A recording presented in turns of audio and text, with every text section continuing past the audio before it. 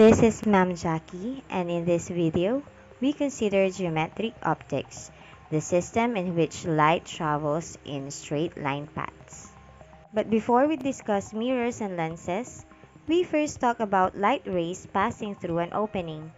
When the opening is large compared to the wavelength, the light rays pass straight through.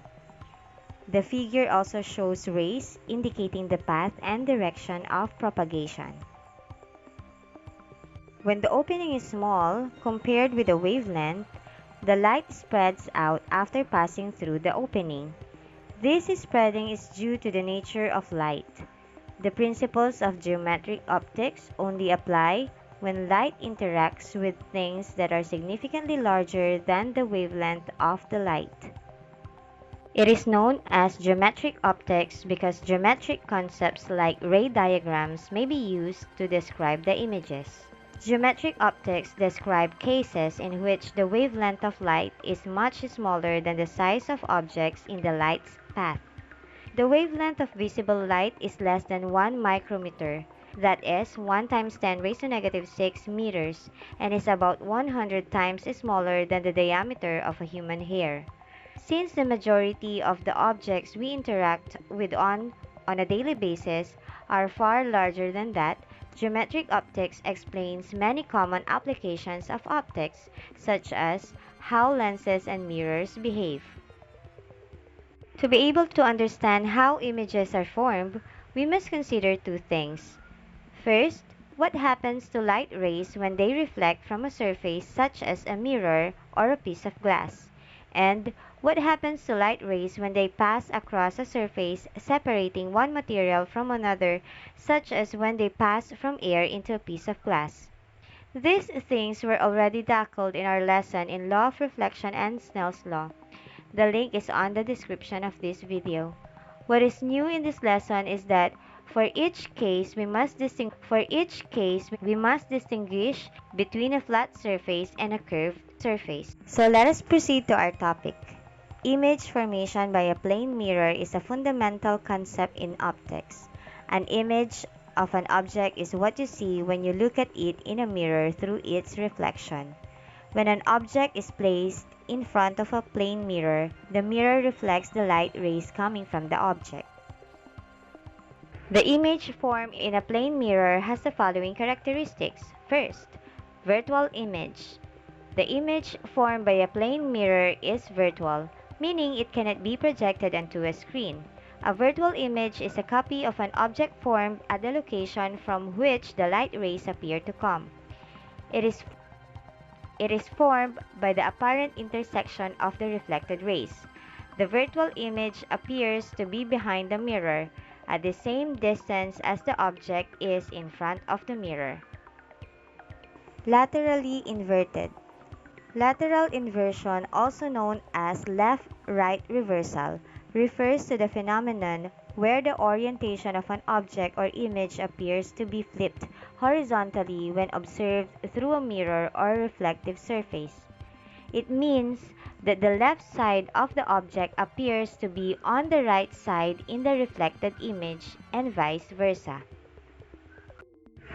Next, equal in size. The image formed by a plane mirror is the same size as the object.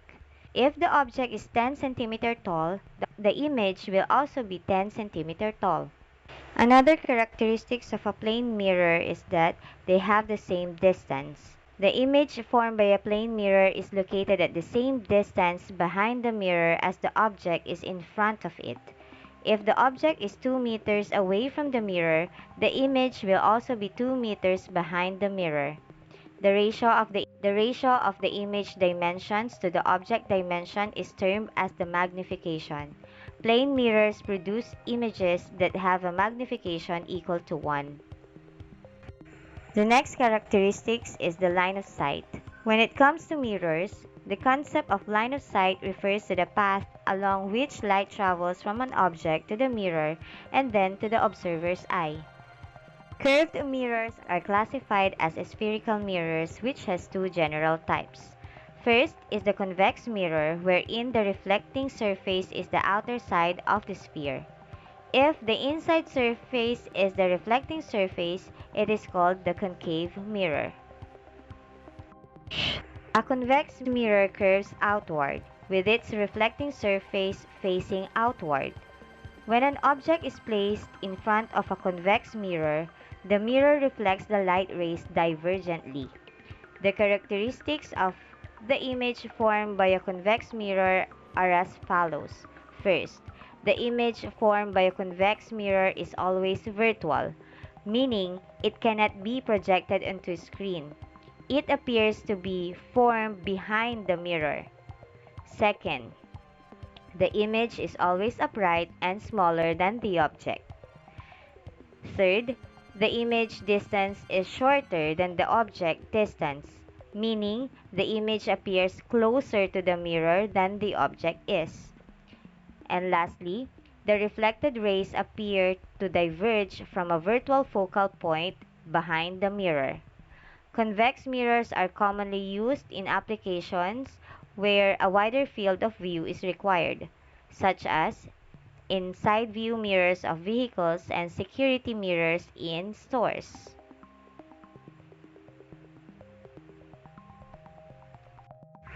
A concave mirror curves inward, with its reflecting surface facing inward. When an object is placed in front of a concave mirror, the mirror reflects the light rays in a way that forms an image. The characteristics of the image formed by a concave mirror depend on the position of the object relative to the focal point and the center of the curvature. When the object is placed beyond the center of the curvature, a real and inverted image is formed between the focal point F and the center of curvature C. The image is smaller than the object. When the object is placed at the center of the curvature, a real and inverted image is formed at the center of the curvature. The image is the same size as the object. When the object is placed between the center of the curvature and the focal point, a real and inverted image is formed beyond the center of curvature. The image is larger than the object. When the object is placed at the focal point, the reflected rays are parallel and no image is formed. The mirror equation is a fundamental equation in optics that relates the object distance, which is denoted as d sub o, the image distance, which is denoted as d sub I, and the focal length, which is denoted as f, of a spherical mirror. The equation is given by 1 over f equals 1 over do plus 1 over di. The sign convention used in the mirror equation are as follows. First, the object distance do is positive when the object is in front of the mirror, that is real object. Second, the object and image heights, denoted by ho and hi respectively, are positive if the object or image is upright and negative if inverted. The focal length f is positive for a concave mirror. The image distance di is positive when the image is in front of the mirror and negative if the image is behind the mirror. And the focal length f is negative for a convex mirror. The magnification equation is a formula used in optics to calculate the magnification produced by a lens or mirror. It relates the size or height of the image to the size or height of the object. The magnification equation is given by m equals hi over ho, further equal to negative di over do, where m is the magnification, ho is the height of the object, hi is the height of the image, do is the distance of the object from the vertex, and di is the distance of the image from the vertex. The negative sign is used to indicate the orientation or direction of the image formed by the mirror. When the magnification is positive, it means that the image is upright or erect and in the same orientation as the object. But when the magnification is negative, it means that the image is inverted or upside down relative to the object.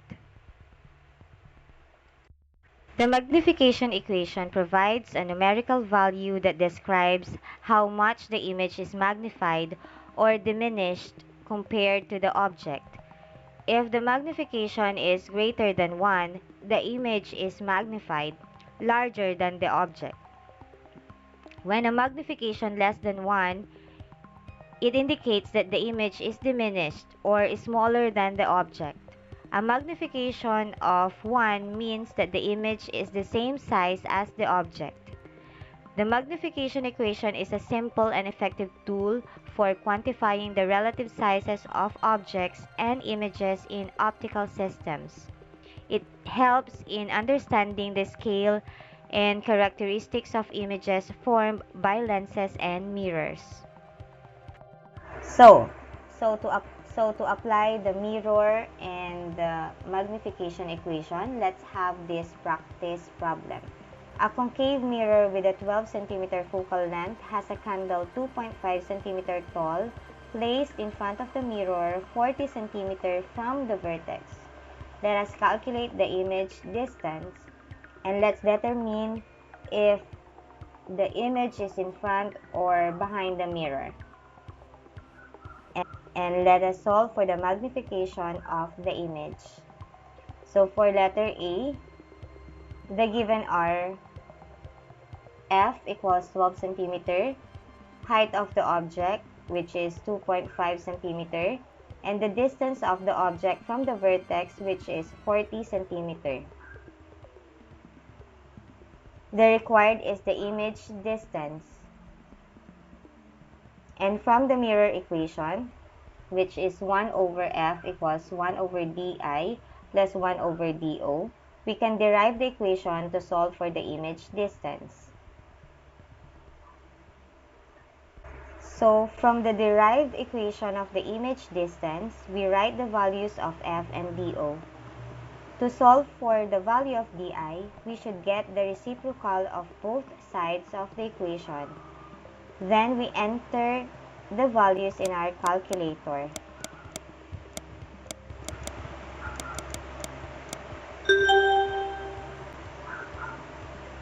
So we get a value of 17.14 centimeter. This is the distance of the image from the mirror. We can now answer the question in letter B. The image is in front of the concave mirror since di is positive. The required parameter in question letter C is the magnification of the image.